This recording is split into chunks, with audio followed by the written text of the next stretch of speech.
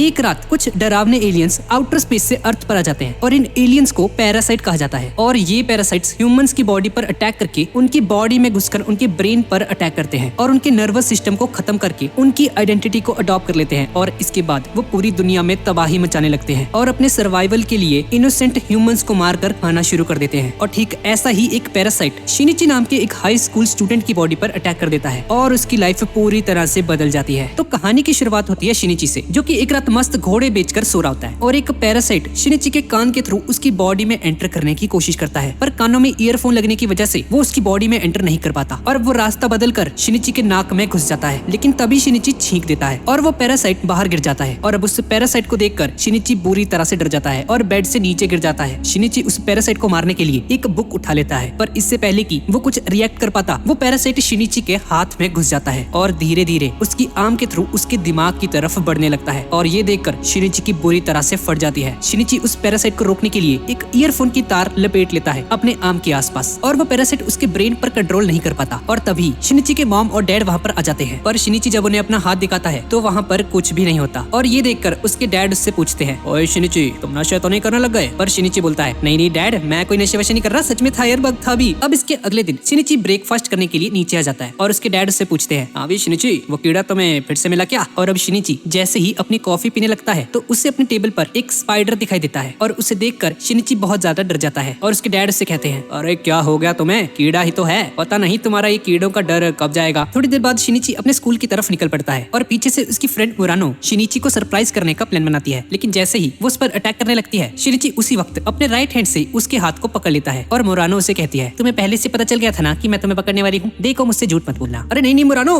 मुझे नहीं पता था, मुझे सच में नहीं पता था। और शिनिची गलती से मुरानो को टच कर देता है और मुरानो उसे एक जोरदार थप्पड़ मार के वहाँ से गुस्सा होकर चली जाती है। इसके बाद हम शिनिची के क्लासरूम के अंदर देखते हैं कि शिनिची वही एक रात पहले का सीन सोच रहा होता है, जब वो पैरासाइट उसके बाजू में घुसने की कोशिश कर रहा था। और शिनिची सोच रहा होता है, क्या वो बग अभी भी मेरे राइट हैंड में ही है? और तभी वो अपने टीचर को अपने सामने खड़ा हुआ देखता है और उसके टीचर उसे क्लास से बाहर निकाल देते हैं। अब वापस घर की तरफ जाते वक्त शिनिची को एक छोटी बच्ची दिखाई देती है, जो कि एक बॉल के साथ खेलते खेलते बीच सड़क पर आ गई थी। और शिनिची देखता है कि सामने से एक गाड़ी उसकी तरफ ही आ रही होती है और अब उसकी जान बचाने के लिए शिनिची जल्दी से भागकर अपने राइट हैंड से ही उस गाड़ी को रोक देता है और उस बच्चे की जान बचा लेता है। पर उसे अपने हाथ पर एक आंख दिखाई देती है, जिसे देखकर शिनिची बुरी तरह से डर जाता है। और अब शिनिची जल्दी से अपने घर जाकर रूम को लॉक कर लेता है और एक चाकू लेकर अपने राइट हैंड पर मारने की कोशिश करता है। और तभी शिनिची का राइट हैंड एक बोलने वाली डरावनी सी एलियन पैरासाइट जैसी चीज में ट्रांसफॉर्म हो जाता है और उसे देखकर शिनिची की बुरी तरह से फट जाती है। शिनिची उस पर अटैक करने की कोशिश करता है, लेकिन वो एलियन पैरासाइट बहुत ही आसानी से उसके इस अटैक को डॉज कर देता है। शिनिची उससे पूछता है, अबे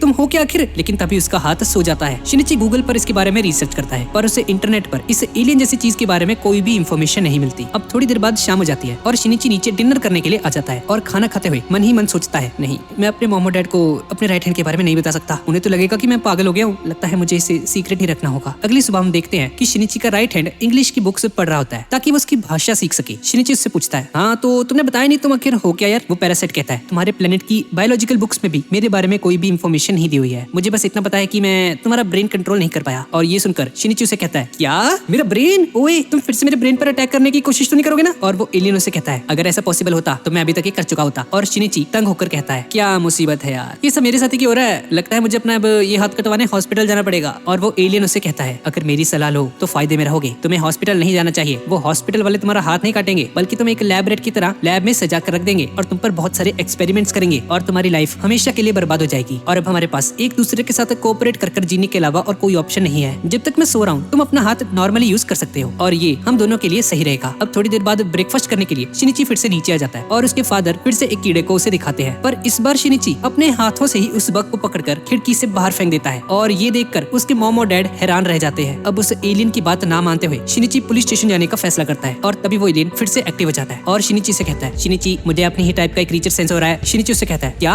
तुम्हें कैसे पता चला? वो पैरासाइट उसे बताता है कि हम लोग रेडियो वेव्स एमिट करते हैं जिससे कि हम लोग एक दूसरे को पहचान सकते हैं। और वो शिनिची से कहता है, वो पैरासाइट यहाँ से 200 मीटर की दूरी पर ही है। अब वो दोनों उसके पास जाने लगते हैं, लेकिन रास्ते में चलते चलते शिनिची की फट जाती है और वो दूसरी तरफ भागने लगता है। लेकिन तभी वो पैरासाइट उसे रोक लेता है और कहता है, उस क्रीचर को मिलकर मुझे अपने बारे में बहुत सारी इंफॉर्मेशन मिलेगी और ये हम दोनों के लिए बहुत जरूरी है, तो चलो मेरे साथ चुपचाप। अब शिनिची मान जाता है और थोड़ी देर तक चलने के बाद उसी क्रीचर के पास पहुंच जाते हैं जिसे वो पैरासाइट सेंस कर रहा होता है और वो लोग देखते हैं कि वो एक पैरासाइट डॉग होता है जो कि एक डॉग की लाश को खा रहा होता है। और शिनिची का राइट हैंड उसे कहता है, भागो, इसकी टेंशन तुम्हें मारने की है, भागो यहाँ से जल्दी, भागो।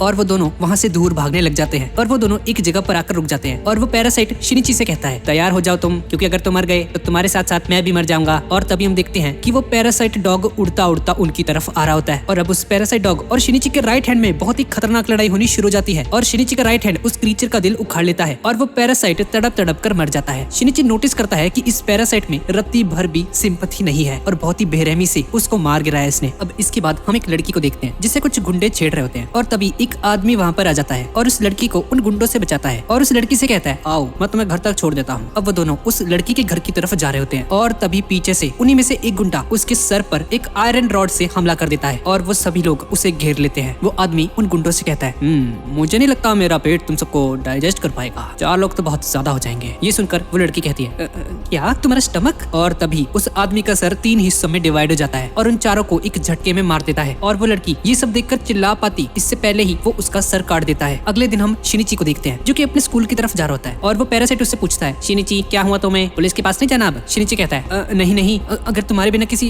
पैरासाइट ने मुझ पर अटैक कर दिया तो मैं तो मर जाऊंगा। और उसका राइट हैंड उसे कहता है कि मुझे मैगी बुलाया करो, जिसका मतलब जापानीज में राइट होता है। अब थोड़ी देर बाद शिनिची अपने स्कूल पहुंच जाता है और मोरानो की एक दोस्त शिनिची से बात करवाने के लिए मोरानो को उसके पास जबरदस्ती भेज देती है और शिनिची मोरानो से माफी मांगता है और कहता है, कल मैंने जानबूझकर वो नहीं किया था, आई एम रियली सॉरी। और थोड़े नखरे करने के बाद ये मोरानो उसे माफ कर देती है और उसके जाने के बाद एक लड़का वहाँ पर आकर उसे कहता है, ओ शिनिची जरा बाहर आकर मिल भाई, मुझसे बात करनी है कुछ। और वो लड़का बाहर आकर उसे कहता है, हाँ भी ज्यादा जेम्स बॉन्ड बन रहा तू, मोरानो मेरी बंदी है, समझा कि नहीं समझा तू, पहले बता, अगर उसके आसपास भी दिख गया ना बेटा बच्चे का नहीं तू। और ये बंदा शिनिची को बहुत ही बुरी तरीके से मारने लग जाता है और तभी शिनिची का राइट हैंड एक्टिव हो जाता है और उसे एक जोरदार घूसा मारकर दूर गिरा देता है और वो लड़का डर कर वहाँ से भाग जाता है। अब थोड़ी देर बाद शिनिची की एक फ्रेंड उसे बताती है कि आजकल इंटरनेट पर बहुत ही खतरनाक मर्डर वीडियोस वायरल हो रखी हैं। पुलिस इसके बारे में बिल्कुल चुप है, लेकिन उन वीडियोस में डेड बॉडीज लिटरली पीसीस में कट हो चुकी है। घर जाकर शिनिची इसके बारे में रिसर्च करता है थोड़ी और शिनिची कहता है, नहीं ये सब ठीक नहीं हो रहा यार, अगर इसी तरह से चलता रहा तो ह्यूमैनिटी खत्म हो जाएगी, मुझे कुछ करना पड़ेगा इसके बारे में। मुझे तो लगता है मुझे तुम्हें पुलिस को सौंप देना चाहिए ताकि वो तुम पर रिसर्च कर सके और तुम्हारी स्पीशीज को खत्म कर पाए। वो पैरासाइट उसे कहता है, पता नहीं तुम्हें ये सब इतना अजीब क्यों लग रहा है, ये तो एक नेचुरल चीज है, सारी स्पीशीज फूड के लिए एक दूसरे पर डिपेंड होती है और हम पैरासाइट्स को भी अपने सर्वाइवल के लिए एक होस्ट बॉडी की जरूरत होती है। वो तो तुम्हारी खुद की स्पीशीज मारी जा रही है इसलिए तुम इतना इतरा रहे हो। और मिगी शिनिची से ये भी कहता है, शिनिची अगर तुमने कुछ उल्टा सीधा करने की कोशिश की तो मेरे पास तुम्हें रोकने के अलावा और कोई चारा नहीं बचेगा। अपने सर्वाइवल के लिए मैं तुम्हें जिंदा तो रखूंगा, लेकिन अगर जरूरत पड़ी तो मैं तुम्हारी आंख, जीभ, नाक भी काट सकता हूँ ताकि तुम वापस कभी बोल ना पाओ। और मिगी का ये रूप देखकर शिनिची बहुत ज्यादा डर जाता है और उसे एक डीमन कहकर बुलाता है। अब थोड़ी देर बाद शाम हो जाती है और हम एक और पैरासाइट को देखते हैं जो कि मिगी को अपने आसपास सेंस करता है। मुझे मेरी ही स्पीसीज सेंस हो रही है, वो हमारे आसपास ही है, लेकिन आसपास इतने सारे लोग होने की वजह से मैं उसे ठीक से सेंस नहीं कर पा रहा हूँ, हमें यहाँ से चलना चाहिए। वो बहुत ही तेजी से हमारी तरफ आ रहा है और अब चलते चलते शिनिची एक जगह पर आकर रुक जाता है और तभी वो ह्यूमन पैरासाइट वहाँ पर आ जाता है और मिगी से कहता है, अच्छा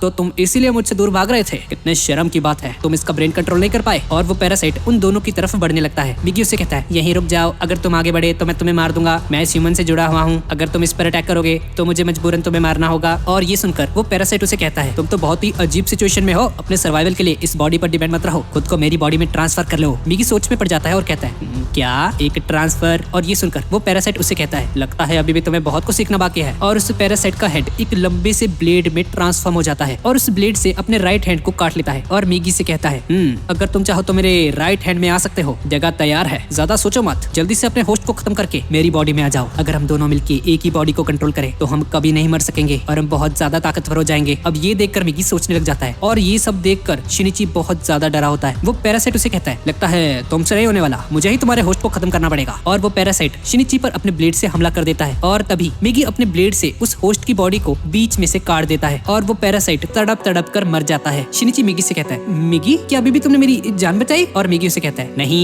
ऐसा कुछ नहीं है, मुझे नहीं लगता ऐसा कोई ट्रांसफर पॉसिबल था, इसलिए मैंने उसे मार दिया, मेरे पास सिर्फ एक ही लाइफ है और जब तक मुझे अपने बारे में पूरी इन्फॉर्मेशन नहीं मिल जाती मैं कोई भी रिस्क नहीं लेना चाहता। अब अगली सुबह हम मुरानो और शिनिची को देखते हैं जो कि एक रेस्टोरेंट में बैठकर खाना खा रहे होते हैं और थोड़ी देर बाद घर की तरफ जाते वक्त वो पार्क में कुछ लड़कों को देखते हैं जो कि एक बिल्ली के बच्चे को रेत में दबाकर उस पर पत्थर मारने की कोशिश कर रहे होते हैं। और ये सब देखकर शिनिची उस बिल्ली के बच्चे को उस रेत में से बाहर निकालता है और लोगों से कहता है, ये भी तुम्हारी और मेरी तरह एक लिविंग क्रिएचर है, कोई खिलौना नहीं है खेलने के लिए, समझे तुम? शिनिची वहाँ से जाने लगता है लेकिन तभी वो बच्चे उस पर पत्थर से हमला करने की कोशिश करते हैं, लेकिन शिनिची अपने राइट हैंड से ही उनके पत्थरों को रोक लेता है और शिनिची उनकी तरफ पलट कर देखता है, जिसे देखकर वो सभी बच्चे बुरी तरह से डर जाते हैं और शिनिची और मुरानो अपने घर की तरफ निकल पड़ते हैं। और रास्ते में शिनिची मन ही मन सोचता है, शायद मिगी ठीक कह रहा था, हम ह्यूमंस इतने भी अच्छे क्रीचर्स नहीं है। अब इसके बाद हम उसी बंदे को देखते हैं जिसे हमने हमने थोड़ी देर पहले देखा था, और वो एक फीमेल पैरासाइट के साथ खड़ा होता है। अब अगले दिन शिनिची अपने स्कूल की तरफ जा रहा होता है और तभी रास्ते में मिगी उसे बताता है, शिनिची मेरी स्पीशीज आसपास ही है। और उस पैरासाइट का पीछा करते करते शिनिची अपने स्कूल पहुंच जाता है। अब थोड़ी देर बाद स्कूल शुरू हो जाता है और शिनिची के स्कूल का प्रिंसिपल सभी स्टूडेंट्स को उनकी न्यू मैथ्स टीचर से इंट्रोड्यूस करवाता है, जिसका नाम तामिया रियोको होता है। और ये वही औरत है जिसे हमने अभी पहले देखा था अभी। और मिगी शिनिची से कहता है, शिनिची यही है वो पैरासाइट। और शिनिची गलती से उस पैरासाइट से आई कांटेक्ट कर लेता है और तामिया उन दोनों को पहचान लेती है। अब इसके बाद हम शिनिची के क्लासरूम के अंदर देखते हैं कि तामिया उन्हें पढ़ा रही होती है। और क्लास खत्म होने के बाद तामिया शिनिची को उसके ऑफिस में बुलाती है। शिनिची उससे मिलता है और तामिया से कहती है, चिंता मत करो, मुझे तुम्हें मारने की कोई इंटेंशन नहीं है, बस तुम मुझे ये बताओ क्या तुम स्कूल के बाहर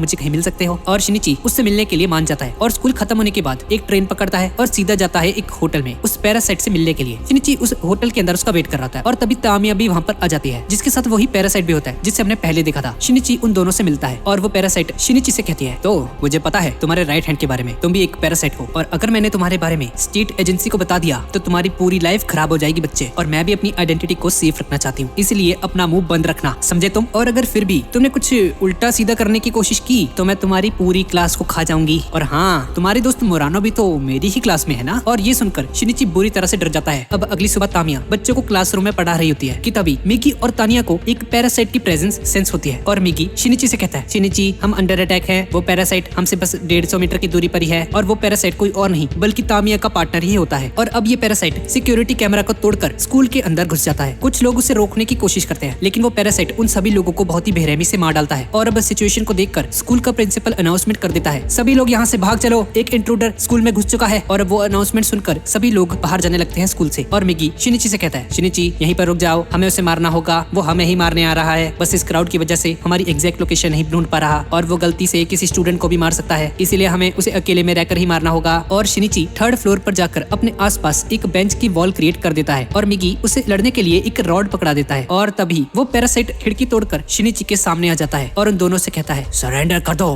तुम दोनों नहीं बच पाओगे। और ये बोलकर वो शिनिची पर हमला कर देता है और मिगी और उस पैरासाइट में बहुत ही खतरनाक लड़ाई होनी शुरू हो जाती है। दरअसल प्लान ये होता है कि मिगी डिफेंस करेगा और शिनिची अटैक। ये पैरासाइट्स ह्यूमंस की कैपेबिलिटीज को बहुत ही नीचा समझते हैं और यही इनकी कमजोरी होती है। और अब शिनिची थोड़ी सी हिम्मत करके धीरे धीरे उस पैरासाइट की तरफ बढ़ता है और उस पैरासाइट की छाती में उस रॉड को घुसा देता है और उस रॉड के थ्रू उस पैरासाइट की बॉडी का सारा ब्लड बाहर निकलने लग जाता है। और अपनी बॉडी को मरता हुआ देखकर वो पैरासाइट तामिया के पास रीएलोकेशन करने के लिए उसकी तरफ बढ़ता है। पर हम देखते हैं कि तामिया उसी का वेट कर रही होती है और उसने अपने कमरे में कुछ सिलेंडर्स रखे होते हैं गैस के, और उसे धमाके से उड़ा देती है और वो पैरासाइट मर जाता है। अब थोड़े दिनों बाद सब कुछ नॉर्मल हो जाता है और तामिया प्रेग्नेंट होने की वजह से स्कूल से रिजाइन कर देती है। और शिनिची तामिया से पूछता है, तो इस बच्चे के साथ क्या करने वाली हो तुम? और तामिया से कहती है, शायद कुछ एक्सपेरिमेंट्स में काम आ जाए, और अगर काम नहीं आया तो इसे खा जाऊंगी और क्या। और ये सुनकर शिनिची थोड़ा सा गुस्से से भर जाता है और तामिया उसे डराने के लिए एक खतरनाक फॉर्म में आ जाती है। मिगी कहता है, शिनिची हम इसे नहीं लड़ सकते, ये बहुत ही ज्यादा स्ट्रॉन्ग है। और तामिया वहाँ से चली जाती है। अब थोड़ी देर बाद शाम हो जाती है और तामिया की मॉम उससे मिलने के लिए उसके अपार्टमेंट पे आती है, पर उससे 2 मिनट तक बात करने पर ही उसकी मॉम को रियलाइज हो जाता है कि ये तामिया नहीं है, कोई और है। और उसकी मॉम उससे कहती है, तुम मेरी बेटी नहीं हो, कौन हो तुम, क्या किया तुमने मेरी बेटी के साथ? और वो पुलिस को कॉल करने की कोशिश करती है, लेकिन तभी वो पैरासाइट तामिया की मॉम को मार देती है। अगली सुबह शिनिची के पेरेंट्स उससे कहते हैं, तो शिनिची हम लोग एक वेकेशन पर जा रहे हैं और अपना ख्याल रखना बच्चे। और शिनिची को गुड बाय कहकर वो दोनों वहाँ से चले जाते हैं। अब इसके बाद हमें एक रोड ट्रिप पर जाते हुए एक कपल को दिखाया जाता है और तभी बीच रास्ते में उन कपल का एक्सीडेंट हो जाता है और दोनों बुरी तरह से घायल हो जाते हैं। और तभी हमें पता चलता है कि उन दोनों में से वो लड़की एक पैरासाइट होती है और खुद की बॉडी डिस्ट्रॉयड होने की वजह से अपने हस्बैंड का सर काट के रीएलोकेट हो जाती है उसकी बॉडी में। इसके बाद हम शिनिची को देखते हैं और रास्ते में चलते चलते मिगी उसे बताता है, शिनिची मैं तुम्हारी ब्लड और बॉडी सेल से जुड़ा हुआ हूँ और इसकी वजह से साइकोलॉजिकल लेवल पर तुम्हें बहुत सारे चेंजेस आ सकते हैं और ऐसा भी पॉसिबल है कि तुम किसी पैरासाइट की तरह कोई इमोशन या फीलिंग फील ना कर पाओ। और मिगी की ये बात सुनकर शिनिची को उसकी मॉम मुरानो और तामिया की बातें याद आ जाती है, क्योंकि वो सभी लोग उसे बोल रहे होते हैं कि वो काफी ज्यादा बदल चुका है पहले से। अब थोड़ी देर बाद शिनिची मुरानो से मिलता है और कुछ गुंडे शिनिची को पीटकर मुरानो को किडनैप कर लेते हैं और शिनिची मुरानो को बचाने के लिए उन गुंडों से भिड़ जाता है और उनसे कहता है, मुरानो को क्यों पकड़ा, जाने दो उसे, दम है तो मुझसे लड़ो ना। और वो गुंडे उसे बहुत बुरी तरह से पीटने लग जाते हैं और बहुत ज्यादा पीटने की वजह से मिगी एक्टिव हो जाता है और शिनिची उसे कहता है, अरे मिगी तुम दूर रहो यहाँ से, तुम मार दोगे उनको। अब शिनिची किसी तरह से मिगी को कंट्रोल करता है और तभी उस गुंडे की गर्लफ्रेंड काना वहाँ पर आ जाती है और उसे कहती है, बस करो तुम, क्या लगा रखा है। और पीछे से शिनिची की पूरी क्लास वहाँ पर आ जाती है उसे बचाने के लिए। अब मुरानो शिनिची के साथ चलकर उसे उसके घर बुलाती है और उसे बचाने के लिए उसे थैंक्स बोलती है। अब थोड़ी देर बाद मुरानो वहाँ से चली जाती है और तभी काना वहाँ पर आ जाती है और वो जैसे ही शिनिची से हाथ मिलाती है उसे बहुत ही अजीब सी सेंसेशंस फील होती है और ये देखकर शिनिची थोड़ा सा घबरा जाता है और घर के अंदर वापस चला जाता है। शिनिची उस लड़की से दूर रहो, उस लड़की के अंदर पैरासाइट की वेवलेंथ को सेंस करने की एबिलिटी है है और मुझे लगता है उसे हमारे बारे में पता चल गया है। अब इसके बाद हम शिनिची की मॉम और डैड को देखते हैं। वो दोनों आपस में बात कर रहे होते हैं कि तभी एक पैरासाइट शिनिची के मॉम के पीछे आकर खड़ा हो जाता है और उसकी मॉम का गला काट देता है। शिनिची के डैड को ये देखकर अपनी आंखों पर यकीन नहीं आता कि आखिर अभी हुआ क्या। शिनिची के डैड किसी तरह से अपनी जान बचाकर वहाँ से भाग जाते हैं और एक टेलीफोन बूथ में जाकर शिनिची को कॉल करते हैं और शिनिची से कहते हैं, शिनिची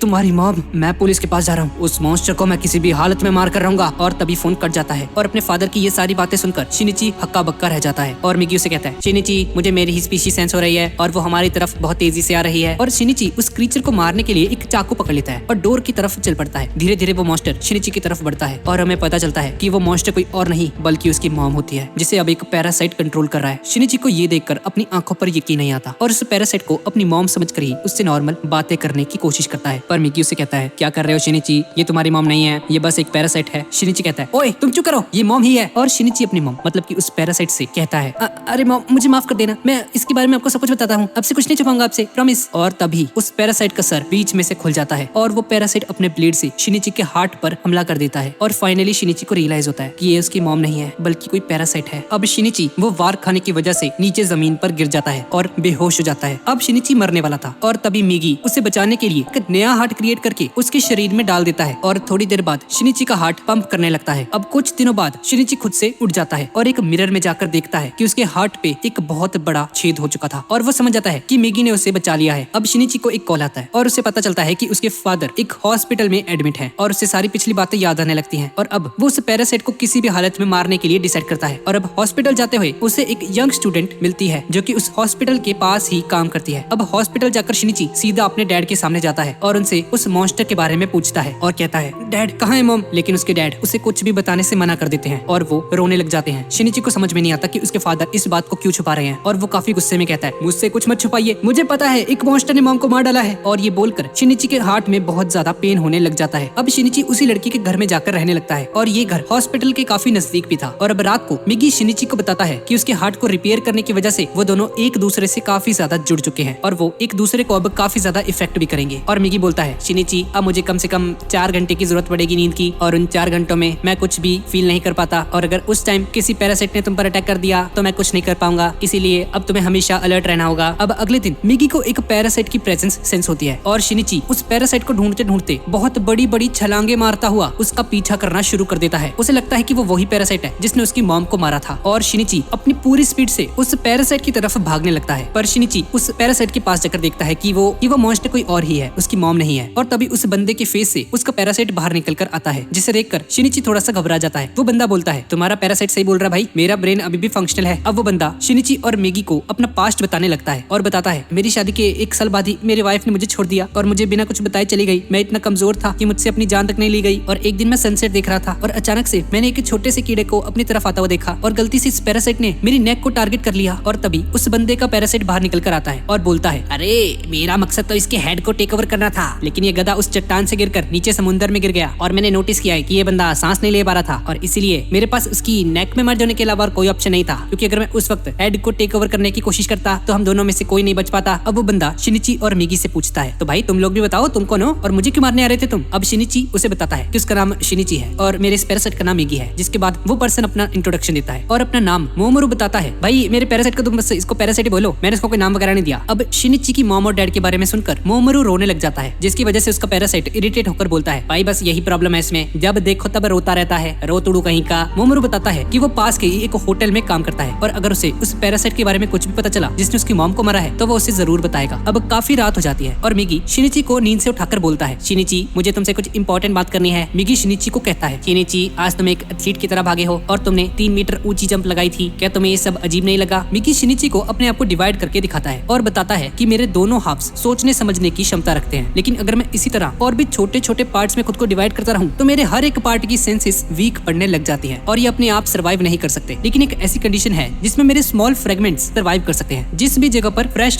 कंटिन्यूअस ब्लड का फ्लो रहता है मेरे फ्रेगमेंट्स वहीं पर सर्वाइव कर सकते हैं, जैसे कि तुम्हारी बॉडी। और इनफैक्ट जो मिगी तुमसे अभी बात कर रहा है वो मिगी का सिर्फ 70% ही है। और मिगी उसे बताता है, शिनिची जब मैं तुम्हारे हार्ट को रिपेयर कर रहा था तो मैंने अपने सारे पार्ट्स को तुम्हारी ब्लड स्ट्रीम्स के थ्रू तुम्हारे हार्ट में जाने के लिए बोला और उसकी वजह से तुम्हारी पूरी बॉडी में मेरे फ्रेगमेंट्स धीरे धीरे बढ़ते जा रहे हैं और अब जो फ्रेगमेंट्स तुम्हारी बॉडी में जा चुके हैं वो इतने ज्यादा छोटे हैं कि मैं उन्हें कमांड नहीं कर पा रहा हूँ। शिनिची मिगी से पूछता है, तो मिगी क्या ये फ्रेगमेंट्स मेरे ब्रेन में भी हो सकते हैं। मिगी बोलता है नहीं शिनिची, उनमें कॉन्शियसनेस नहीं है, तुम चिंता मत करो, वो तुम्हारे ब्रेन पर अटैक नहीं कर सकते। अब शिनिची याद करता है कि जब वो अपने फादर से मिलने आया था उस हॉस्पिटल में, तो उस वक्त भी वो रोया नहीं था, उसकी आंखों में से एक आंसू तक नहीं टपका, और मोमोरू को भी रोता हुआ देखकर उसकी आंखों से एक भी आंसू नहीं गिरा। शिनिची ये सब इसलिए सोच रहा होता है क्योंकि उसे डाउट होता है कि मिगी की उसकी बॉडी के अंदर मिलने की वजह से कहीं वो इमोशनलेस ना हो गया हो। अब नेक्स्ट डे शिनिची माकी से पूछता है, वही लड़की जिसे हमने पहले देखा था, वही हॉस्पिटल के पास रहने वाली लड़की, और शिनिची से पूछता है माकी क्या मैं तुम्हें नॉर्मल लगता हूँ? माकी उसे कहती है हाँ मुझे तो नॉर्मल लगते हो, हाँ बस थोड़े से वियर्ड हो और कुछ नहीं, और माकी वहाँ से जाने लगती है। तभी मामरू शिनिची को कॉल करता है और बताता है शिनिची एक पैरासाइट मेरे आसपास है और शायद ये वही है जिसे तुम ढूंढ रहे हो। मामरू बताता है कि वो पैरासाइट मेरे पास आ रहा है बहुत ज्यादा और वो मुझसे सिर्फ 100 मीटर की दूरी पर है। शिनिची मामरू को कहता है मामरू जल्दी वहाँ से निकलो, मैं आ रहा हूँ तुम्हारे पास। रुक रुक भाई, आ गया रुक तू। और शिनिची की मॉम का पैरासाइट मामरू को भागते हुए देख लेता है और उसकी तरफ बढ़ने लगता है, और अभी शिनिची मामरू की तरफ भागता है और तभी मिगी उसे बताता है कि उसने अभी एक दूसरे पैरासाइट को भी डिटेक्ट किया है जो कि होती है शिनिची की मदर। मामरू अपने पैरासाइट को समझाता है कि अगर हमें इस डेंजरस पैरासाइट के साथ लड़ना है तो हमें शिनिची का साथ लेना होगा, और हम देखते हैं कि इतने क्रूशियल टाइम पर शिनिची के पैरासाइट मिगी को नींद आ जाती है और वो सो जाता है, लेकिन वो सोने से पहले अपने आप को एक ब्लेड में कन्वर्ट कर देता है। अब मामरू भागते भागते एक शोर पर पहुंच जाता है और तभी शिनिची की मॉम भी वहाँ पर आ जाती है और अटैक के लिए खुद को रेडी करती है, और अब वो दोनों पैरासाइट्स बहुत ही एग्रेसिवली फाइट करना शुरू कर देते हैं। शिनिची की मॉम का पैरासाइट उसे बोलता है तुम मेरे सामने कहीं स्टैंड नहीं करते क्योंकि मैं पूरी तरह से एक ह्यूमन ब्रेन में फ्यूज्ड हूँ, और शिनिची की मॉम का पैरासाइट मोमोरू की चेस्ट में स्टैब कर देता है जिससे उसे काफी चोट पहुंचती है और वो नीचे गिर जाता है। तभी शिनिची वहाँ पर आ जाता है और शिनिची की मॉम शिनिची को देखकर काफी हैरान हो जाती है और बोलती है अरे तुम मेरे अटैक से बच कैसे गए? मैंने तो तुम्हारे हार्ट को पंक्चर कर दिया था। नहीं ऐसा नहीं हो सकता, मैंने तुम्हारे हार्ट को पंक्चर किया था लेकिन तुम किसी तरह से उस अटैक को सर्वाइव कर गए, इससे अच्छा तो मैं तुम्हारे हेड को ही एलिमिनेट कर देती। अब शिनिची को ये सब सोचकर गुस्सा आ रहा होता है कि वो पैरासाइट उसकी मॉम की वॉइस में बात कर रहा होता है, और वो पैरासाइट उसे कहती है अब तुम भी अपनी मॉम की तरह मरने के लिए तैयार हो जाओ। वो पैरासाइट सोच रही होती है कि इसके राइट हैंड का सिग्नल काफी कमजोर है, तो इसका मतलब है कि वो पैरासाइट अभी सो रहा है और ये ह्यूमन अकेला ही है। और तभी शिनिची की मॉम उस पर अटैक करने शुरू कर देती है, लेकिन शिनिची बहुत इजीली उसके सभी अटैक्स को डॉज कर रहा होता है, जिसे देखकर उसकी मॉम बहुत ही ज्यादा हैरान होती है। और तभी वो मोमोरू को देखता है जो कि नीचे पड़ा हुआ था, और उसे इंजर्ड देखकर शिनिची बहुत ही ज्यादा गुस्से में आ जाता है और उस पैरासाइट पर अटैक करता है और उसे इंजर्ड कर देता है। वो पैरासाइट की नेक को टारगेट करने की कोशिश करता है और उस पैरासाइट के एक पार्ट को काट देता है, और अब जैसे ही शिनिची नेक पर अटैक करने जाता है तो वो अपने मॉम का जला हुआ हाथ देखकर रुक जाता है, जिसका फायदा वो पैरासाइट उठा लेता है और शिनिची के सिर पर एक हमला कर देता है। और तभी शिनिची की मॉम पर एक अटैक होता है और उसके हेड के बहुत सारे पीसेस हो जाते हैं, और ये अटैक मोमोरू के पैरासाइट ने किया होता है। अब मरने से पहले वो पैरासाइट उससे पूछता है लेकिन तुम मेरे अटैक से बच कैसे गए? मैंने तो तुम्हें मार दिया था। मोमोरू का पैरासाइट उसे बताता है तुम्हारे अटैक्स का पैटर्न बिल्कुल सेम था और मैंने इसके हार्ट और बाकी के वाइटल ऑर्गन्स को दूसरी जगह पर ट्रांसप्लांट कर दिया था, और मैंने तुम्हें ऐसा लगने दिया कि तुमने हमारे हार्ट को पंक्चर कर दिया है। अब इसके बाद शिनिची उस एरिया से जाने लगता है और उसके अगले दिन हमें काना को दिखाया जाता है और मोरानो भी देखती है कि शिनिची वापस आ गया है। अब इसके बाद हम रेयोको तामिया को देखते हैं जो कि एक पैरासाइट से बोलती है तुम्हें शिनिची पर नजर रखनी है, आपसे ध्यान रखना, तुम्हें उसे मारना नहीं है। वो हमारे लिए डेंजरस तो है लेकिन वो हमारी स्पीशीज का फ्यूचर डिसाइड करने के लिए एक वैल्यूएबल एसेट बन सकता है। अब इसके बाद हम कोना को देखते हैं जो कि कहीं पर जा रही होती है, लेकिन तभी मिस्सू उसे आवाज लगाता है और वो नोटिस करता है कि काना अपने फोन में शिनिची की पिक्चर को देख रही होती है। वो उससे पूछता है तो ये तुम्हारा बॉयफ्रेंड है क्या? कोना मिस्सू को अपने काम से काम रखने के लिए बोलती है और वहाँ से चली जाती है। मिस्सुआ शिनिची से पूछता है अभी तो तुम्हारे बीच में कुछ चल रहा है क्या? लेकिन शिनिची कहता है ना भाई हम दोनों में तो कुछ नहीं चल रहा, मैं तो अभी भी आया हूँ, मैं तो टाउन के बाहर था भाई, क्या हो गया तुम्हें? लेकिन मिस्सुओ गुस्से में शिनिची को पंच करने की कोशिश करता है, लेकिन शिनिची बहुत ही आसानी से उसके सारे पंचेस को डॉज कर लेता है और उसे हल्के से ही पुश करके नीचे गिरा देता है। और अब शिनिची का चेंज्ड एटीट्यूड देखकर मिस्सुआ और भी ज्यादा गुस्सा हो जाता है और उस पर बहुत सारे अटैक्स करता है, लेकिन शिनिची उसके सारे पंचेस से बच जाता है। और तभी मुरानो वहाँ पर आ जाती है और उन दोनों को एक साथ में देखकर थोड़ा सा घबरा जाती है कि ये दोनों फिर से तो नहीं फाइट कर रहे। शिनिची मुरानो से कहता है मुरानो तुम चिंता मत करो, तुम्हें डरने की जरूरत नहीं है। अब शिनिची और मुरानो एक साथ कहीं पर जा रहे होते हैं और मुरानो शिनिची से पूछती है शिनिची क्या तुम्हारे साथ ट्रिप पर कुछ हुआ था क्या? क्योंकि तुम थोड़े अलग दिख रहे हो। कुना एक बेंच पर बैठी होती है और तभी शिनिची वहाँ पर आ जाता है, लेकिन उसके साथ मुरानो को देखकर वो बहुत ज्यादा उदास हो जाती है। अब रात हो जाती है और शिनिची कंप्यूटर पर कुछ रिसर्च कर रहा होता है और शिनिची मिगी से कहता है मिगी मुझे लगता है मेरे साथ कुछ प्रॉब्लम है, मैं रो नहीं पा रहा हूँ। अब शिनिची मन में सोच रहा होता है कि मिगी की सेल्स मेरी बॉडी में मिलने की वजह से उसकी लाइफ काफी बदल चुकी है और उसकी सेंसेस अब पहले से बहुत ही ज्यादा तेज हो चुकी है, उसकी हियरिंग भी काफी ज्यादा स्ट्रांग हो चुकी है और अगर वो थोड़ा सा फोकस करे तो वो किसी की भी बातों को सुन सकता है। और तभी शिनिची को एक आवाज सुनाई देती है और वो मुरानो को वहाँ से जाने के लिए कहता है। शिनिची को ऐसा फील होता है कि जैसे कोई उससे हेल्प मांग रहा है और तभी उस आवाज का पीछा करते हुए शिनिची देखता है कि एक पपी सड़क पर इंजर्ड पड़ा हुआ था। शिनिची उस पपी को उठाकर पार्क में आ जाता है और मुरानो भी वहाँ पर आ जाती है और शिनिची को कहती है, शिनिची मुझे तुम काफी अलग लग रहे हो, मुझे तुम्हारी चिंता हो रही है, तुम इतने काम कैसे दिख रहे हो। और अब शिनिची कहता है, नहीं मुरानो ऐसा तो कुछ नहीं है। अब शिनिची नोटिस करता है कि वो पपी मर चुका है और वो उठकर उस पपी को डस्टबिन में फेंक देता है। और ये देखकर मुरानो हक्की बक्की रह जाती है और बहुत ही ज्यादा गुस्सा हो जाती है और कहती है, शिनिची तुम पागल वागल हो क्या, ये क्या किया तुमने, तुम्हारा ये बिहेवियर बहुत ही डिसरिस्पेक्टफुल है, तुम इंसान हो ये मॉन्स्टर। शिनिची बोलता है, अरे इतना ओवर रिएक्ट क्यों कर रही हो तुम, अब ये कोई पपी नहीं है, सिर्फ एक डॉग मीट है। मुरानो ये चीज सुनकर रोने लग जाती है और वहाँ से गुस्सा होकर चली जाती है। और अब थोड़ी देर बाद शिनिची उस पपी को निकालकर एक पेड़ के नीचे दफना देता है और उसे आखिरी बार गुड बाय कहता है। तभी मिगी शिनिची से कहता है, शिनिची एक पैरासाइट हमारे आसपास है, मुझे इस पैरासाइट से कोई मर्डरस इंटेंट नहीं नजर आ रहा, शायद ये पैरासाइट हमारा एनिमी नहीं है, हमें सेंस करने के बावजूद भी ये काफी ज्यादा शांत है। और तभी वो पैरासाइट शिनिची के पीछे आकर खड़ा हो जाता है और पूछता है, क्या तुम ही शिनिची हो। शिनिची बोलता है, हाँ मैं ही हूँ, लेकिन तुम कौन हो और मेरे स्कूल में क्या कर रहे हो तुम। पैरासाइट बोलता है, मुझे तुम शिमाडा कह सकते हो और मैं चाहता हूँ कि तुम दोनों मेरे दोस्त बन जाओ, जिससे शिमाडा का मतलब शिनिची और मिगी से होता है। और यामाडा उसे कहता है, तो शिनिची क्या तुम मुझे क्लास 3 की लोकेशन बता सकते हो कि कहाँ पर है। ये सुनकर शिनिची थोड़ा सा घबरा जाता है क्योंकि क्लास 3 मुरानो की क्लास होती है और उसे याद आता है कि आज उन दोनों की क्लासेस के बीच में एक फिजिकल फिटनेस का कंपटीशन चलने वाला है, जिसमें कुछ स्टूडेंट्स की रेस होती है और शिमाडा शिनिची और बाकी के स्टूडेंट्स को काफी आसानी से हरा देता है। और कंपटीशन के बाद वो एक जगह पर आकर मिलते हैं और शिनिची उसे कहता है, मुझे पता है मैं जैसे ही तुम्हारे साथ थोड़ा सा कंफर्टेबल हो जाऊंगा तुम मुझ पर हमला करने वाले हो, क्या तामिया ने तुम्हें भेजा है मुझे मारने के लिए। शिमाडा कहता है, हाँ उसने मुझे तुम्हारे बारे में बताया, लेकिन चिंता मत करो, उसने मुझे तुम्हें यहाँ पर मारने के लिए नहीं भेजा है। अब इसके बाद मुरानो क्लास से बाहर आती है और नोटिस करती है कि शिनिची विंडो की साइड खड़ा होता है। मुरानो के दिमाग में वही पपी वाला इंसिडेंट दोबारा से आता है, लेकिन फिर वो सोचती है कि एटलीस्ट शिनिची ने उसे उठाया तो सही ना, ज्यादातर लोग तो उसे बस इग्नोर कर देते। शिनिची मन में सोच रहा होता है कि उसे क्या करना चाहिए। अगर वो पैरासाइट्स सच में ह्यूमंस के साथ को एग्जिस्ट करने का सोच रहे हैं तो हो सकता है वो लोग एक अच्छा सा प्लान बना ले, लेकिन शिनिची सोचता है नहीं ऐसा नहीं हो सकता, इस चीज से तो हमें पता ही नहीं चलेगा कि कौन पैरासाइट है और कौन ह्यूमन, ये चाहे जितने मर्जी इंटेलिजेंट हो ये बस कीड़े हैं, मैं कभी नहीं भूलूंगा, इन्होंने ही मेरी मॉम को मारा। तभी मुरानो शिनिची को आवाज लगाती है और शिनिची का चेहरा देखकर मुरानो डर जाती है और शिनिची से बात किए बिना फिर से वहाँ से चली जाती है। अब इसके बाद हम कोना को देखते हैं जो कि बैठी हुई सोच रही होती है कि मेरे अंदर एक स्पेशल पावर है जिससे मैं अपने सोलमेट यानी कि शिनिची को सेंस कर सकती हूँ। कोना शिनिची की प्रेजेंस को सेंस करती है, लेकिन वो शिनिची नहीं शिमाडा होता है। तभी शिनिची भी वहाँ पर आ जाता है। अब शिमाडा वहाँ से जाने लगता है और सोचता है ये काफी स्ट्रेंज है, इसके पैरासाइट से मुझे बहुत ही कम सिग्नल्स आ रहे हैं। तभी मुरानो वहाँ पर आ जाती है और शिनिची को कोना के साथ देखकर चिढ़ जाती है और वहाँ से चली जाती है। अब शिनिची के साथ जाते हुए कोना उसे बताती है, शिनिची मेरे अंदर टेलीपैथी वाली पावर्स है और जब भी तुम मेरे आसपास होते हो तो मुझे पता चल जाता है, लेकिन किसी वजह से आज मैंने तुम्हें गलत जज कर लिया। अब इसके बाद हम देखते हैं कि शिमादा एक पोस्टर को देख रहा होता है और सोचता है आज मैं अपना शिकार फंसाने के लिए इसका चेहरा यूज करूंगा, और अपने चेहरे को एक मॉडल में बदलने के बाद एक लड़की के सामने आ जाता है और उसे पूरी सिटी को घुमाने का ऑफर देता है। वो लड़की इस बात के लिए मान जाती है और इस तरफ शिनिची अपने घर आ जाता है और देखता है कि उसके फादर ड्रिंक कर रहे होते हैं और उसके फादर शिनिची से पूछते हैं, शिनिची बेटा तुम इतने स्ट्रॉन्ग कब से बन गए, ऐसा लगता है जैसे तुम कोई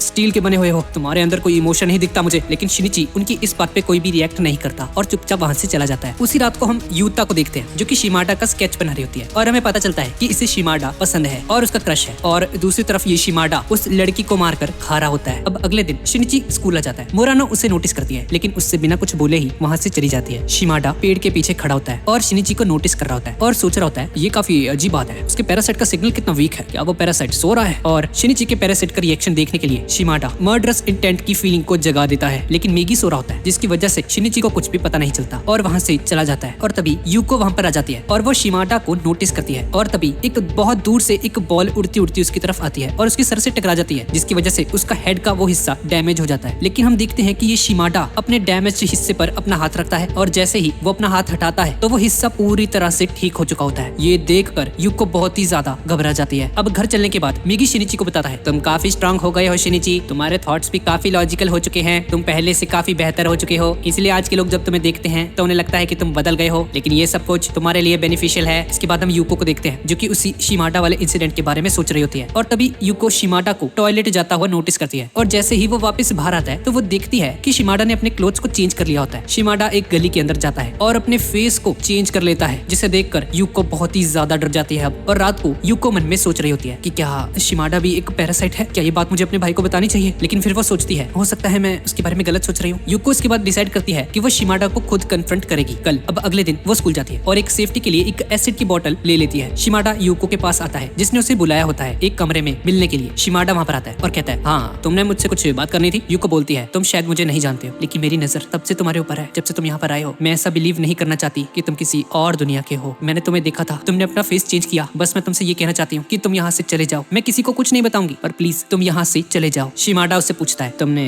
इस इसके बारे में और किस किस को बताया है। और इस तरफ शिनिची क्लासरूम के अंदर बैठा होता है और मिगी शिनिची को शिमाडा के मर्डरस इंटेंट के बारे में बताता है और शिमाडा यूको की बातें सुनकर अपनी ट्रू फॉर्म में आने लगता है, जिसे देखकर यूको बहुत ही ज्यादा घबरा जाती है। और अब शिमाडा के बारे में पता लगने की वजह से शिनिची बहुत ही ज्यादा गुस्सा हो जाता है और मिगी से पूछता है कहाँ पर है वो, जल्दी बताओ मुझे। और सारी क्लास शिनिची के स्ट्रेंज बिहेवियर को देख रही होती है कि आखिर कर क्या रहा है भाई, पागल वागल हो गया ये। शिनिची नोटिस करता है कि यूको अपनी जगह पर नहीं थी। शिनिची जल्दी से क्लास के बाहर जाता है उसे बचाने के लिए और इस तरफ यूको उस पैरासाइट को देखकर बहुत ज्यादा डरी होती है और शिमाडा बोलता है तुम ज्यादा मूव मत करो, तुम्हें तकलीफ होगी। शिमाडा यूको पर एक अटैक करता है लेकिन यूको उस अटैक से बच जाती है और वो बोतल नीचे गिर जाती है जो यूको ने प्रोटेक्शन के लिए ली होती है। यूको शिमाडा पर उस बोतल को फेंकती है और शिमाडा उस बोतल को अपने ब्लेड से तोड़ देता है, लेकिन उस बोतल के अंदर एक केमिकल होता है और वो सारा केमिकल शिमाडा के ऊपर गिर जाता है, जिसकी वजह से वो दर्द से चिल्लाने लग जाता है और यूको इस मौके का फायदा उठाकर विंडो से बाहर आ जाती है। शिमाडा उस विंडो को ब्रेक करता है और उसे छुपा हुआ देख लेता है और अब जैसे ही वो यूको पर अटैक करता है यूको बिल्डिंग से नीचे कूद जाती है। अब शिमाडा बहुत ही ज्यादा पेन में होता है और सोचता है मुझे किसी भी हालत में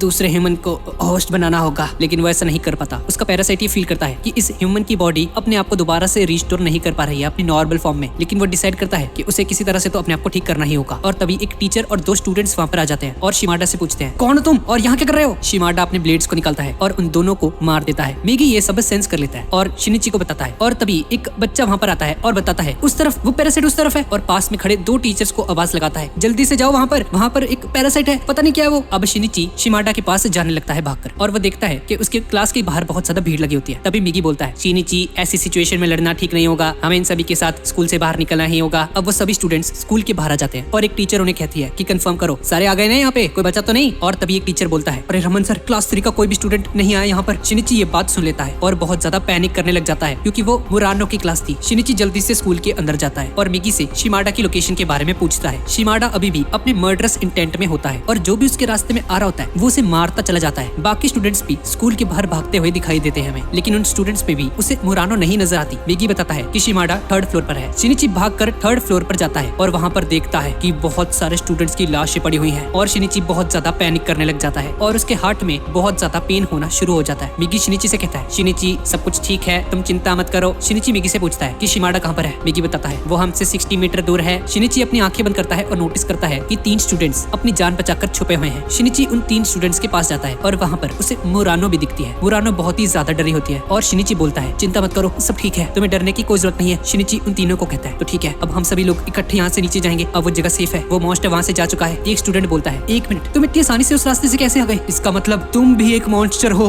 और वो दोनों स्टूडेंट्स शिनिची को एक मॉन्स्टर समझकर वहाँ से भागने लगते हैं और मारे जाते हैं। शिनिची मुरानो को उठाता है और एक क्लासरूम के अंदर ले आता है और जैसे ही शिमाडा क्लासरूम के पास आता है शिनिची क्लासरूम से नीचे जंप लगा देता है और मुरानो को लेकर वहाँ से भाग जाता है। शिनिची मुरानो को एक ग्राउंड के अंदर लेकर आता है और बोलता है हाँ तुम यहाँ पर बिल्कुल सेफ रहोगी। और तभी स्कूल में पुलिस पहुंच जाती है और शिमाडा अभी भी स्कूल के अंदर घूम रहा होता है। पुलिस उसे रोकने की कोशिश करती है लेकिन शिमाडा उन सभी को मार रहा होता है। मिगी शिनिची को बताता है शिनिची उन गोलियों से वो नहीं मरने वाला, अगर पुलिस उसे मारना चाहती है तो उन्हें शिमाडा के हेड या उसके हार्ट को टारगेट करना होगा। अब शिनिची एक बिल्डिंग के टेरेस पर चढ़ता है और देखता है कि शिमाडा भी एक बिल्डिंग के टेरेस पर आ चुका है। मिगी बोलता है शिनिची तुम क्या करने की सोच रहे हो? और शिनिची से कहता है मिगी मुझे तुम्हारी हेल्प चाहिए, तुम अपनी सारी ताकत को मेरे राइट हैंड में ट्रांसफर कर दो। और अब अपने राइट हैंड में वो एक पत्थर को पकड़ता है और अपनी सारी स्ट्रेंथ इकट्ठी करके अपने हैंड को बहुत ही खतरनाक रूप में लेकर आकर उस स्टोन को फेंकता है शिमाडा के ऊपर और इतनी ज्यादा स्पीड की वजह से वो स्टोन सीधा उसके हार्ट पर जाकर लगता है और शिमाडा आखिरी बार मिगी को उस बिल्डिंग की छत पर खड़ा हुआ नोटिस करता है और मर जाता है। तभी पुलिस भी टेरेस पर पहुंच जाती है और उसे मरा हुआ देखती है। शिनिची टीवी पर शिमाडा की न्यूज को देखता है और मिगी को बोलता है मुझे तो ये समझ नहीं आ रहा कि लोग अभी भी सच्चाई को क्यों नहीं सामने लेकर आते। उन्हें सबके सामने उसकी बॉडी लेकर आनी चाहिए और दुनिया को दिखाना चाहिए कि ये पैरासाइट्स कैसे दिखते हैं, कितने घिनौने दिखते हैं ये लोग। शिनिची तो उससे क्या होगा? शिनिची उसे बताता है अगर ऐसा हुआ तो लोगों में अवेयरनेस पैदा होगी पैरासाइट्स के लिए और इनसे बचने का कोई सोल्यूशन भी निकाला जाएगा फिर। और दूसरी तरफ एक ऑफिशियल्स की मीटिंग हो रही होती है और एक ऑफिसर बोलता है तो अभी तक हमने इन पैरासाइट्स की एग्जिस्टेंस को छुपा कर रखा है, लेकिन अब सच को छुपाए रखना काफी मुश्किल हो गया है। दूसरा ऑफिसर बोलता है नहीं हम ऐसा नहीं कर सकते, इस तरह के अनाउंसमेंट से पब्लिक में काफी केओस पैदा हो जाएगा। और कुछ ह्यूमंस तो ये भी कहते हैं कि अमेरिकन्स इन पैरासाइट्स को कैप्चर करना चाहते हैं तो उससे जंग का खतरा भी बढ़ जाता है। वो लोग इन पैरासाइट्स को एज अ मिलिट्री कोई वेपन इस्तेमाल कर सकते हैं। लेकिन एक तीसरा ऑफिसर कहता है और अब टाइम आ चुका है इन पैरासाइट्स को पब्लिक के सामने लेकर आने का, हम कब तक ऐसे इन्हें छुपा कर रखेंगे। तभी एक चौथा ऑफिसर बोलता है हाँ तो ठीक है, पर हम बोलेंगे क्या लोगों को।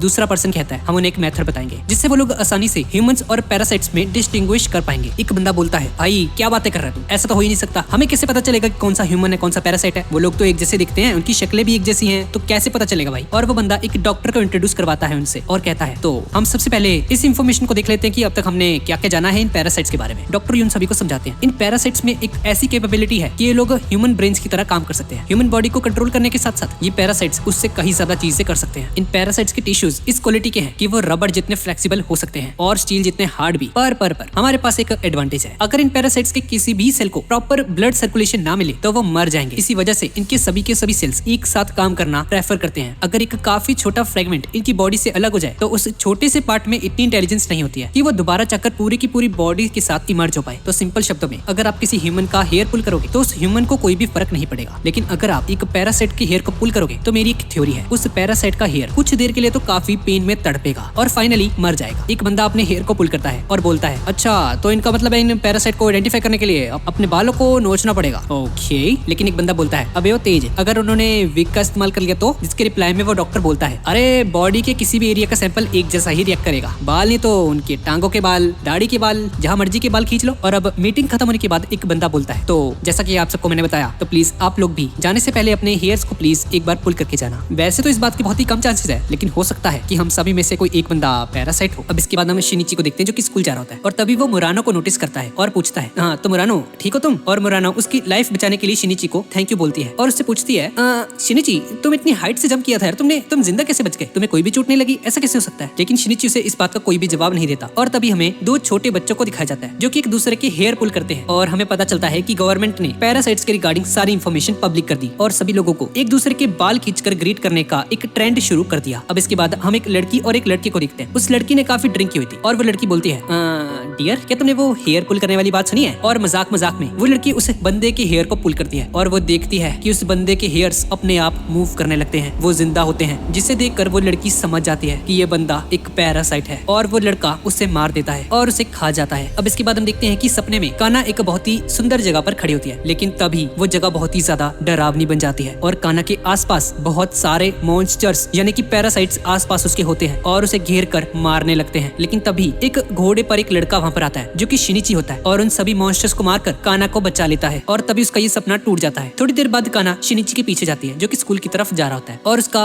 हेयर पुल करने की कोशिश करती है, लेकिन इससे पहले कि वो उसका हेयर पुल करती शिनिची उसे रोक लेता है। दरअसल कान्हा को शिनिची पर थोड़ा थोड़ा शक हो गया था कि वो भी एक पैरासाइट तो नहीं है और शिनिची उसे कहता है ये क्या कर रहे हो कान्हा, तुम्हें बिना पूछे ये सब नहीं करना चाहिए यार। अब शिनिची उसे परमिशन देता है उसके बाल खींचने के लिए और कान्हा देखती है कि उसके बाल बिल्कुल सही सलामत है और उसके बालों में कोई भी मूवमेंट नहीं है और वो बिल्कुल नॉर्मल है और शिनिची के हेयर को संभाल कर अपने पर्स में रख लेती है। शिनिची मन में सोच रहा होता है कि शायद उसे कान्हा को सब कुछ सच सच बता देना चाहिए, लेकिन फिर शिनिची सोचता है नहीं, जब तक मिगी अवेक है तब तक मैं कुछ नहीं कर सकता। मिगी शिनिची से कहता है शिनिची मुझे तुमसे कुछ बात करनी है। शिनिची कान्हा को बाय कहता है और वहाँ से चला जाता है और मिगी शिनिची से कहता है शिनिची मैं नहीं चाहता कि तुम उस लड़की से दोबारा मिलो। शिनिची बोलता है तुम जानते हो मैं ऐसा नहीं कर सकता क्योंकि अगर मैंने ऐसा किया तो वो किसी मुसीबत में पड़ सकती है। और तभी कान्हा अपने पीछे मुरानो को नोटिस करती है जो कि उसी के पीछे खड़ी होती है और मुरानो कान्हा से पूछती है तो मैंने लगता कि आजकल शिनिची थोड़ा स्ट्रेंज बिहेव करने लग गया है। और तभी दूसरी तरफ हमें एक कार को दिखाया जाता है जिसमें से एक काफी बॉडी बिल्डर टाइप बंदा बाहर निकलता है और वो लड़का एक बिल्डिंग की तरफ जाने लगता है और बाहर खड़े एक गुंडे से पूछता है हाँ तो अंदर कितने लोग हैं। जिसके रिप्लाई में वो बंदा बोलता है बेटे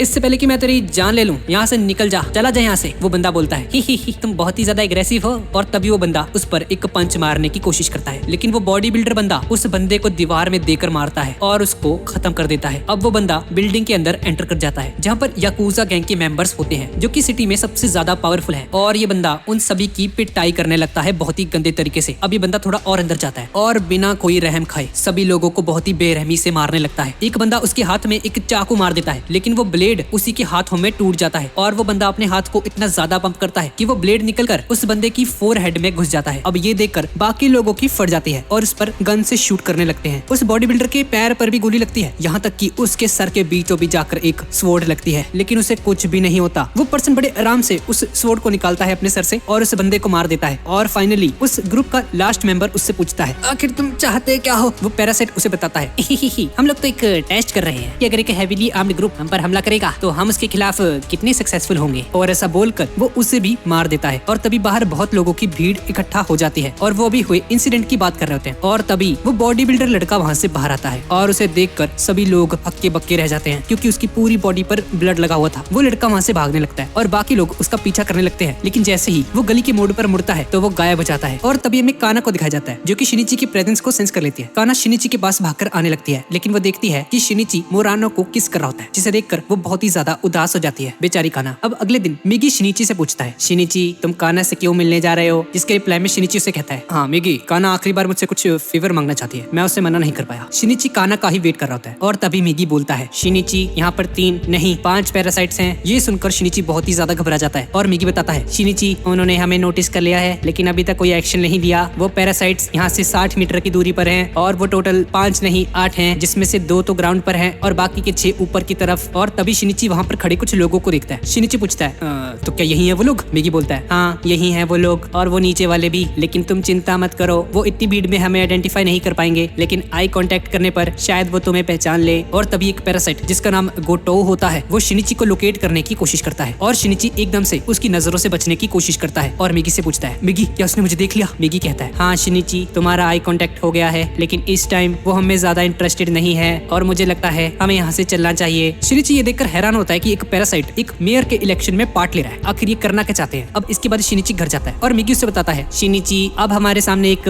पॉलिटिशियन पैरासाइट भी है, एक टीचर भी है। मुझे लगता है वो पैरासाइट ह्यूमंस को एक सेफ फूड सोर्स बनाना चाहता है ताकि उसके साथ ही पैरासाइट्स जब चाहे ह्यूमंस को खा पाए। और उसी रात दूसरी तरफ काना बैठी हुई शिनिची के बारे में ही सोच रही होती है और तभी वो किसी को सेंस करती है और उसके पास जाने के लिए निकलती है। काना को पता होता है कि जिस चीज को वो सेंस कर रही है वो शिनिची नहीं है, लेकिन फिर भी वो उसके पास जाती रहती है और देखती है कि वहाँ पर एक लड़की है और उसे देखकर वो वहाँ से भागने लगती है। और तभी उसके पास शिनिची का एक ईमेल आता है। अब शिनिची और काना एक अबैंडन्ड बिल्डिंग के अंदर मिलते हैं और शिनिची अपना राइट हैंड एक दीवार पर मारता है बहुत ही तेज और बोलता है, चलो अच्छा है मिगी सो रहा है। और अब शिनिची काना को सब कुछ सच सच बता देता है पैरासाइट्स और मिगी के बारे में, लेकिन काना को लगता है कि ये फालतू की बातें कर रहा है, बस ये बहाने कर रहा है, ये बस मेरे से पीछा छुड़ाना चाहता है। शिनिची कहता है, नहीं काना ये बिल्कुल सच है। काना कहती है, अच्छा तो अगर ये सच है और तुम एक पैरासाइट हो तो अपने हाथ की शेप बदल कर दिखाओ जरा, झूठ बोलते हो मेरे से तुम हैं, मुझे प्रूफ करो ये सब। शिनिची कहता है, प्रूफ तो मैं नहीं कर सकता है अभी क्योंकि मिगी सो रहा है अभी। काना बोलती है, मैं तुम्हें बाकी मॉन्स्टर से डिस्टिंग्विश कर सकती हूँ, आगे से मैं सिर्फ तुम्हारे पास ही आऊंगी शिनिची, बाकी मॉन्स्टर्स के पास नहीं। अब अगले दिन शिनिची देखता है कि वो पैरासाइट जो कि उन इलेक्शंस में खड़ा हुआ था वो इलेक्शन को जीत चुका है और मिगी शिनिची को एक ऐसी बात बताता है जिसे सुनकर शिनिची बहुत ही ज्यादा डर जाता है। वो उसे बताता है कि काना की एबिलिटी अब इतनी ज्यादा स्ट्रांग हो गई है कि वो अब पैरासाइट्स की तरह एक सिग्नल एमिट करना शुरू कर दी है। ऐसा तब होता है जब वो अपनी पावर्स पर बहुत ज्यादा कंसंट्रेट करती है और इसी वजह से उसने उसे सेंस करना शुरू कर दिया है। शिनिची बहुत ही ज्यादा डर जाता है और बोलता है, अरे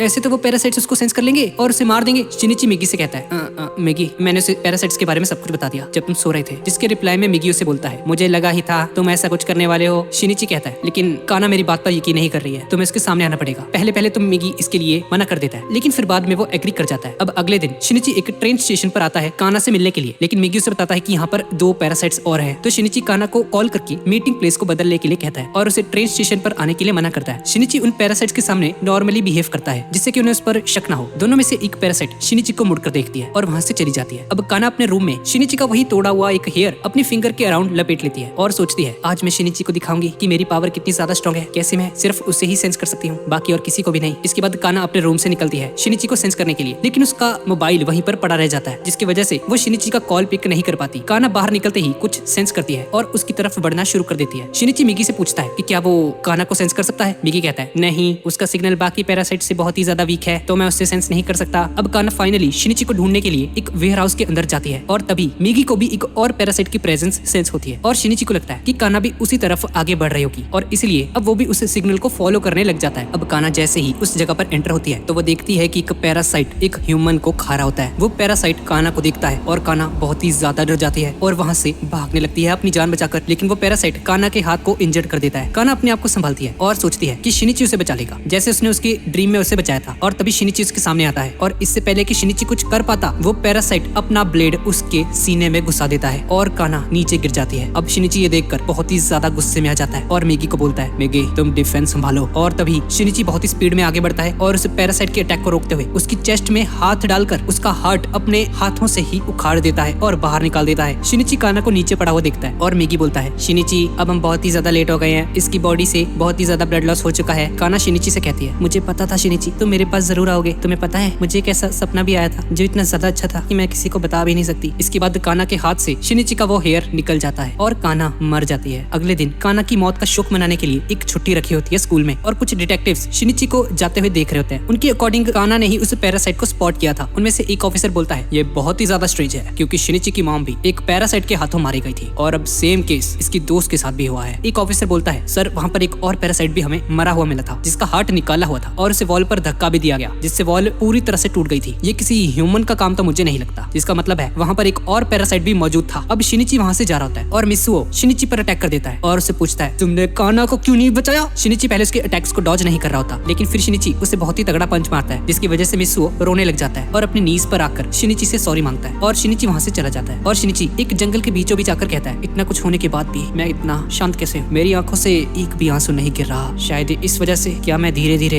एक पैरासाइट में बदलता जा रहा हूँ। और इस सीरीज का पहला पार्ट यहीं पे खत्म हो जाता है। तो गाइस यही थी आज की वीडियो और गाइस इसके अगले पार्ट के लिए प्लीज 4000 लाइक्स का टारगेट पूरा कर देना। तो ठीक है गाइस और मिलते हैं अगली वीडियो में।